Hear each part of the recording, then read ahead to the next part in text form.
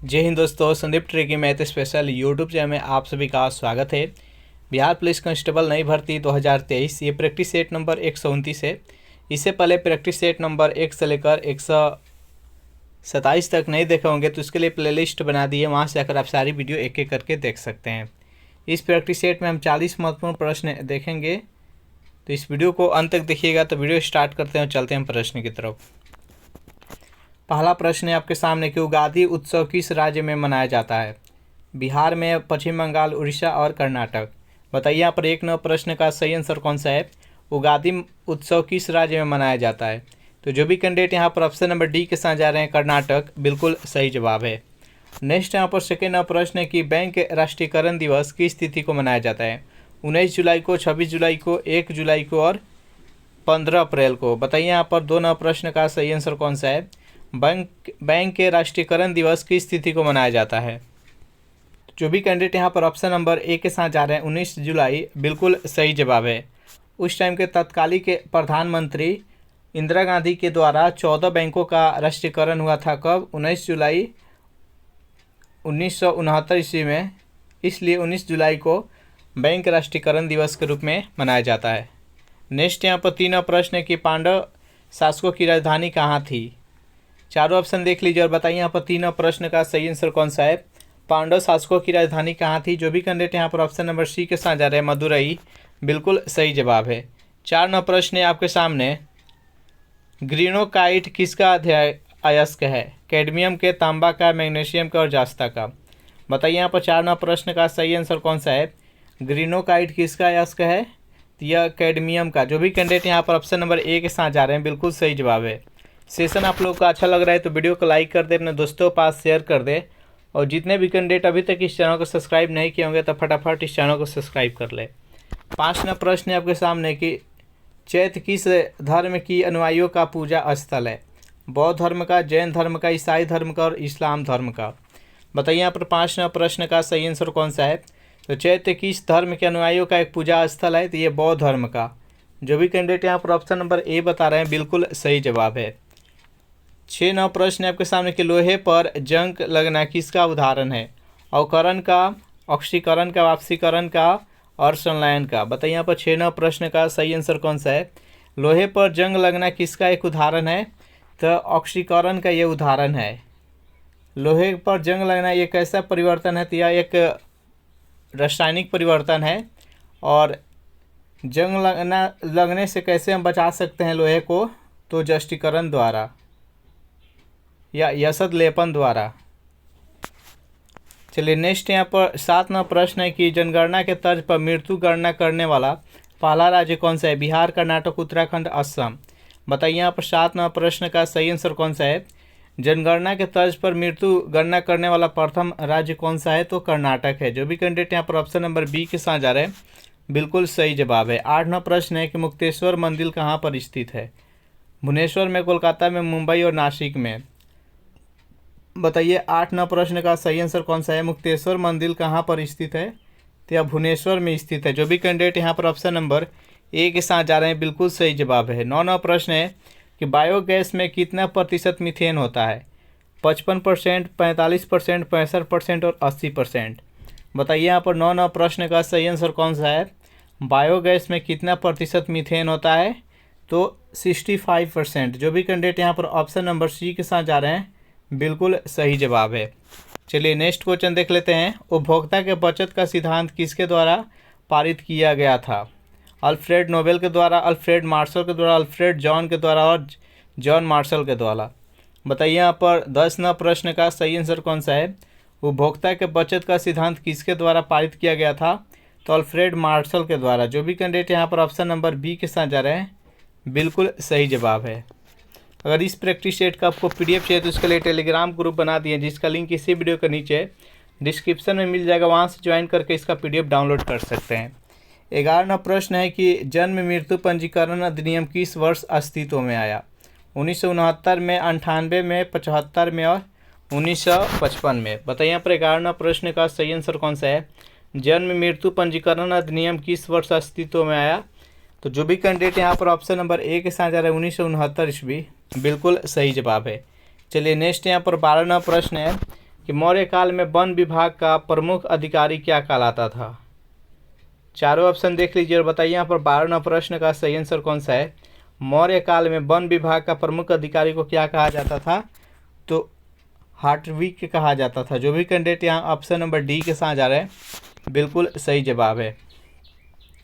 Next यहाँ पर 13वां प्रश्न है कि प्रथम प्रवासी भारतीय दिवस सम्मेलन कहाँ हुआ था। मुंबई में, नई दिल्ली में, कोलकाता में और चंडीगढ़ में। बताइए यहाँ पर 13वां प्रश्न का सही आंसर कौन सा है।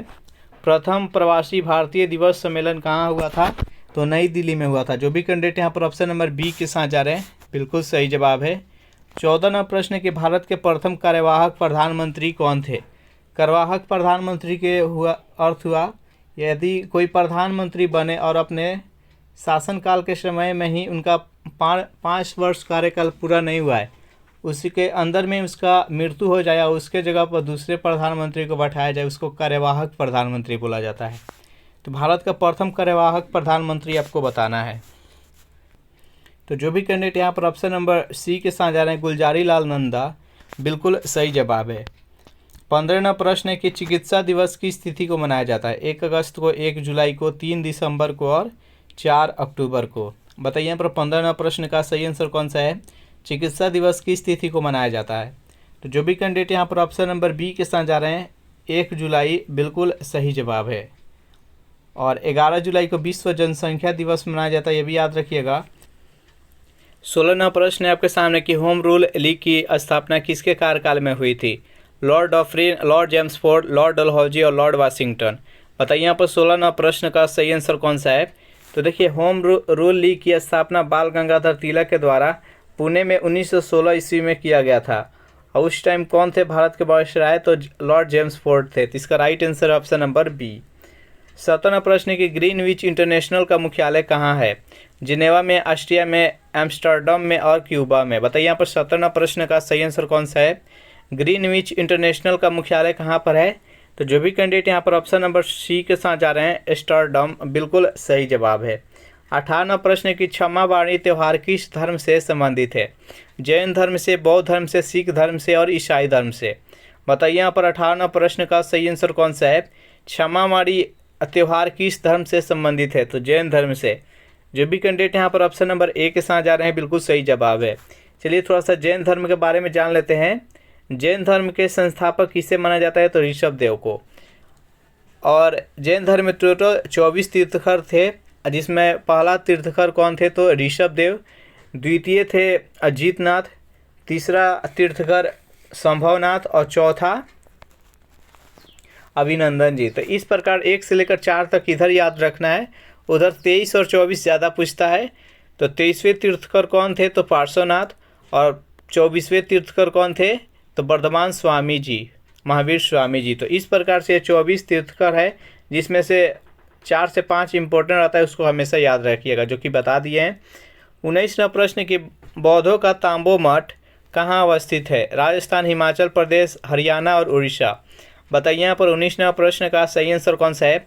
बौद्धों का तांबे मठ कहाँ पर अवस्थित है, तो ये उड़ीसा में है। जो भी कैंडिडेट यहाँ पर ऑप्शन नंबर डी के साथ जा रहे हैं बिल्कुल सही जवाब है। विश्व का पहला कार्बन मुक्त शहर कहाँ पर है, यानी कौन सा है।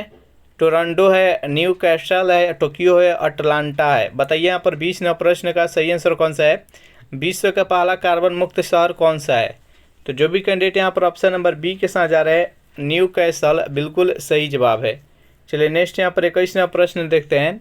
प्रश्न है कि लोकसभा में अविश्वास प्रस्ताव लाने के लिए कितने सदस्यों की सहमति की आवश्यकता होती है। 40, 50, 60 और 10। बताइए यहाँ पर 21वां प्रश्न का सही आंसर कौन सा है। लोकसभा में अविश्वास प्रस्ताव लाने के लिए कितने सदस्यों की सहमति की आवश्यकता होती है, तो 50। जो भी कैंडिडेट यहाँ पर ऑप्शन नंबर बी के साथ जा रहे हैं बिल्कुल सही जवाब है। चलिए नेक्स्ट यहाँ पर 22वां प्रश्न देखते हैं कि कारगिल विजय दिवस किस तिथि को मनाया जाता है। 15 अगस्त को, 2 अक्टूबर को, 3 अगस्त को और 26 जुलाई को। बताइए यहाँ पर 22वां प्रश्न का सही आंसर कौन सा है। तो कारगिल विजय दिवस किस तिथि को मनाया जाता है, तो यह 26 जुलाई को मनाया जाता है। तो इसका राइट आंसर है ऑप्शन नंबर डी। 23वां प्रश्न की गोपथ ब्राह्मण किस वेद से संबंधित है। ऋग्वेद से, अथर्ववेद से, सामवेद से और धनुर्वेद से। बताइए यहाँ पर 23 नंबर प्रश्न का सही आंसर कौन सा है? गोपद ब्राह्मण किस वेद से संबंधित है? तो जो भी कैंडिडेट यहाँ पर ऑप्शन नंबर बी बता रहे हैं अथर्ववेद, बिल्कुल सही जवाब है। गोपद ब्राह्मण को अथर्ववेद का जनक भी माना जाता है। नेक्स्ट यहाँ पर 24 नंबर प्रश्न है कि कवक की कोशिका भित्ति किसकी बनी होती है? मेलानिन से, ऑक्सीन के, काइटिन से, अल्बुमिन से। बताइए यहाँ पर 24 नंबर प्रश्न का सही आंसर कौन सा है? कवक की कोशिका भित्ति किसकी बनी होती है? जल्दी से कमेंट कीजिए 24 नंबर प्रश्न का सही आंसर कौन सा है। तो जो भी कैंडिडेट यहाँ पर ऑप्शन नंबर सी के साथ जा रहे हैं काइटिन, बिल्कुल सही जवाब है। सेशन आप लोग को अच्छा लग रहा है तो वीडियो को लाइक कर दे, अपने दोस्तों के पास शेयर कर दे। 25 नंबर प्रश्न है आपके सामने कि दीनबंधु सार्वजनिक सभा की स्थापना ज्योतिबा फूले ने कब की थी? 1905 में, 1981 में, 1884 और 1861 में। बताइए यहाँ पर 25 नंबर प्रश्न का सही आंसर कौन सा है? तो दीनबंधु सार्वजनिक सभा की स्थापना ज्योतिबा फूले ने कब की थी? तो 1884 ईस्वी में। जो भी कैंडिडेट यहाँ पर ऑप्शन नंबर सी के साथ जा रहे हैं, बिल्कुल सही जवाब है। 26 नंबर प्रश्न है कि भारत में पहली कृषि जनगणना किस वित्तीय वर्ष में हुई थी? 1970, 71 में, 75, 76, 85, 86 और 65, 66। बताइए यहाँ पर 26 नंबर प्रश्न का सही आंसर कौन सा है? भारत में पहली बार कृषि जनगणना किस वित्तीय वर्ष में हुई थी? तो जो भी कैंडिडेट यहाँ पर ऑप्शन नंबर ए बता रहे हैं 1970, 71, बिल्कुल सही जवाब है। नेक्स्ट यहाँ पर 27 नंबर प्रश्न है कि मौर्य काल में नगर का अध्ययन क्या कहलाता था? प्रहरी, सूबेदार, नायक और चाकर। बताइए यहाँ पर 27 नंबर प्रश्न का सही आंसर कौन सा है? तो जो भी कैंडिडेट यहाँ पर ऑप्शन नंबर सी के साथ जा रहे हैं नायक, बिल्कुल सही जवाब है। 28 नंबर प्रश्न है आपके सामने कि चतुर्थ एंग्लो मैसूर युद्ध किस गवर्नर जनरल के शासनकाल में हुआ था? Lord Wellesley, Lord Dufferin, Lord Jamesford और लॉर्ड वेलिंगटन। बताइए यहाँ पर 28 नंबर प्रश्न का सही आंसर कौन सा है? चतुर्थ एंग्लो मैसूर युद्ध किस गवर्नर जनरल के शासनकाल में हुआ था? तो जो भी कैंडिडेट यहाँ पर ऑप्शन नंबर ए के साथ जा रहे हैं लॉर्ड वेलेस्ली, बिल्कुल सही जवाब है। चतुर्थ एंग्लो मैसूर युद्ध 1799 ईस्वी में हुआ था। इसी युद्ध में टीपू सुल्तान मारा गया था। चलिए नेक्स्ट यहाँ पर 29 नंबर प्रश्न है कि विश्व में सर्वप्रथम प्रत्यारोपण संभव होने वाला अंग कौन सा है? वृक्क, हृदय, अस्थि मज्जा और मस्तिष्क। बताइए यहाँ पर 29 नंबर प्रश्न का सही आंसर कौन सा है? विश्व में सर्वप्रथम प्रत्यारोपण संभव होने वाला पहला अंग कौन सा है? तो इसका राइट आंसर है ऑप्शन नंबर बी, हृदय। नेक्स्ट यहाँ पर 30 नंबर प्रश्न है कि रामायण, महाभारत, मनुस्मृति की रचना किस काल में हुई थी? संगम काल में, शुंग काल में, कुषाण काल में और सातवाहन काल में। बताइए यहाँ पर 30 नंबर प्रश्न का सही आंसर कौन सा है? रामायण, महाभारत और मनुस्मृति की रचना किस काल में हुई थी? तो शुंग काल में। जो भी कैंडिडेट यहाँ पर ऑप्शन नंबर बी के साथ जा रहे हैं, बिल्कुल सही जवाब है। शुंग काल का संस्थापक किसे माना जाता है? तो पुष्यमित्र शुंग को। नेक्स्ट यहाँ पर 31 नंबर प्रश्न की अफ्रीका का एकमात्र वलित पर्वत कौन सा है? एटलस पर्वत है, आल्प्स पर्वत है, एंडीज पर्वत है और रॉकी पर्वत है। बताइए यहाँ पर 31 नंबर प्रश्न का सही आंसर कौन सा है? अफ्रीका का एकमात्र वलित पर्वत कौन सा है? तो जो भी कैंडिडेट यहाँ पर ऑप्शन नंबर ए के साथ जा रहे हैं एटलस पर्वत, बिल्कुल सही जवाब है। यहाँ पर और 3 पर्वत है, सभी को जान लेते हैं कि कौन किस महाद्वीप में है। आल्प्स पर्वत ये किस महाद्वीप में है? तो ये यूरोप में है। एंडीज है जो कि दक्षिणी अमेरिका में है। रॉकी है जो कि उत्तरी अमेरिका में है, याद रखिएगा। नेक्स्ट यहाँ पर 32 नंबर प्रश्न है कि किसी गैस का अनुभार उसके वाष्प घनत्व का कितना होता है? आधा होता है, दुगुना होता है, तिगुना होता है और चौगुना होता है। बताइए यहाँ पर 32 नंबर प्रश्न का सही आंसर कौन सा है? तो जो भी कैंडिडेट यहाँ पर 32 नंबर प्रश्न का बी बता रहे हैं दुगुना, बिल्कुल सही जवाब है। नेक्स्ट यहाँ पर 33 नंबर प्रश्न है कि राज्य सरकार का वास्तविक प्रधान कौन होता है? राज्यपाल, मुख्यमंत्री, मुख्य न्यायाधीश और महापौर। बताइए यहाँ पर 33 नंबर प्रश्न का सही आंसर कौन सा है? राज्य सरकार का प्रधान कौन होता है वास्तविक? तो मुख्यमंत्री। जो भी कैंडिडेट यहाँ पर ऑप्शन नंबर बी के साथ जा रहे हैं, बिल्कुल सही जवाब है। द चाइना पैसेज पुस्तक के लेखक कौन है? जेके रॉलिंग, एडम स्मिथ, जे के गोलब्रेथ और जेम्स हिक्की। बताइए यहाँ पर 34 नंबर प्रश्न का सही आंसर कौन सा है? तो द चाइना पैसेज पुस्तक के लेखक कौन है? तो इसका right answer option number B, Adam Smith. Next यहाँ पर 35 नंबर प्रश्न की कलिंग युद्ध का वर्णन अशोक के किस शिलालेख में है? 11वें, 14वें, 13वें और 17वें। बताइए यहाँ पर 35 नंबर प्रश्न का सही आंसर कौन सा है? कलिंग युद्ध का वर्णन अशोक के किस शिलालेख में है?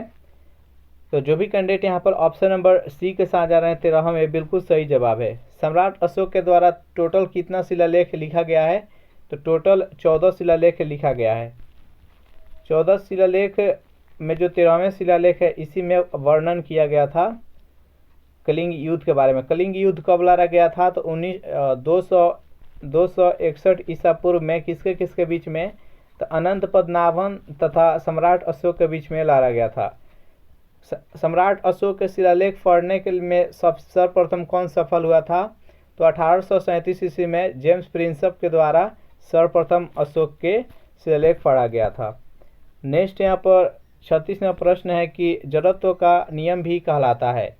न्यूटन का प्रथम गति नियम, द्वितीय, तृतीय और डी है, इनमें से कोई नहीं। बताइए यहाँ पर 36वां प्रश्न का सही आंसर कौन सा है?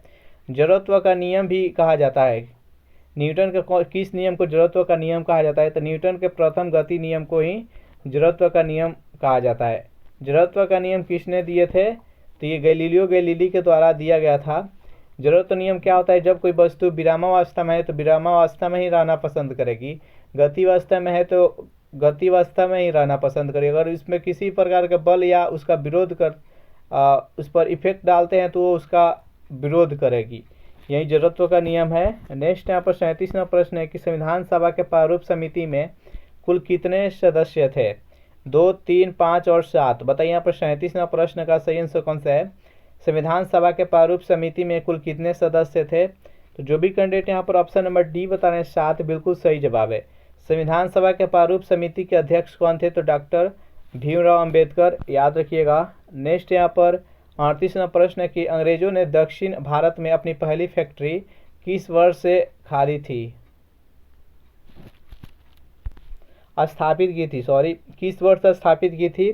1608 में, 11 में, 1623 में और 1626 में। बताइए यहाँ पर 38वां प्रश्न का सही आंसर कौन सा है? अंग्रेजों ने दक्षिण भारत में अपनी पहली फैक्ट्री किस वर्ष स्थापित की थी? तो 1611 ईस्वी में। जो भी कैंडिडेट यहाँ पर ऑप्शन नंबर बी के साथ जा रहे हैं, बिल्कुल सही जवाब है। सर्वाधिक तेज बहने वाली महासागरीय जलधारा कौन सी है? फॉकलैंड, गल्फ स्ट्रीम, लेब्राडोर और फ्लोरिडा। बताइए यहाँ पर 39वां प्रश्न का सही आंसर कौन सा है? सर्वाधिक तेज बहने वाली महासागरीय जलधारा कौन सी है? तो गल्फ स्ट्रीम। जो भी कैंडिडेट यहाँ पर ऑप्शन नंबर बी के साथ जा रहे हैं, बिल्कुल सही जवाब है। 40वां प्रश्न है आपके सामने कि मूर्ति देवी पुरस्कार किस क्षेत्र में दिया जाता है? फिल्म के, साहित्य के, कृषि के और विज्ञान के। बताइए यहाँ पर 40वां प्रश्न का राइट आंसर कौन सा है? मूर्ति देवी पुरस्कार किस क्षेत्र में दिया जाता है? जो भी कैंडिडेट यहाँ पर ऑप्शन नंबर बी के साथ जा रहे हैं, साहित्य के क्षेत्र में, बिल्कुल सही जवाब है। तो यह सेशन यहीं पर समाप्त करते हैं। सेशन आप लोगों को कैसा लगा जरूर कमेंट करके बताइएगा। वीडियो आप लोग को अच्छा लगा हो तो वीडियो को लाइक कर दे, अपने दोस्तों के पास शेयर कर दे, और जितने भी कैंडिडेट अभी तक इस चैनल को सब्सक्राइब नहीं किए होंगे तो जल्दी से इस चैनल को सब्सक्राइब कर ले। Thanks for watching this video. मिलते हैं नेक्स्ट वीडियो में।